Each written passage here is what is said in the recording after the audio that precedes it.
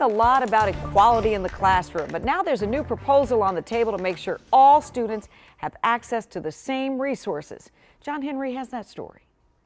Amira Moore is the parent of a first grader at Ketchum Elementary in Anacostia. And she said she's passionate that her child receives an education as good as any other in the district. All parents want the same things for their kids. Moore also happens to be the president of the parent-teacher organization at Ketchum. She said she knows having a good PTO can go a long way toward having a good school. A PTO can fundraise for field trips and extracurricular activities. But in DC, some PTOs have the ability to fundraise significantly more money than others. Parents west of the river are able to gather those resources more easily. According to Councilmember David Grosso's office, last year 75% of DC elementary schools did not report having any PTO revenue, while the schools that brought in the least amount of money had student bodies that were overwhelmingly economically disadvantaged. They don't have the same connections to bring those resources to their schools. In an effort to do away with that inequity, Councilmembers Grosso and Vincent Gray introduced this bill.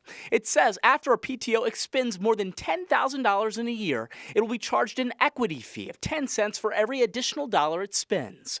That money will then go toward an equity fund, which will then be equally distributed to the other DCPS PTOs. Moore said she appreciates the bill's intent. Kids in Ward 8 need help. They need more resources. John Henry, WUSA 9.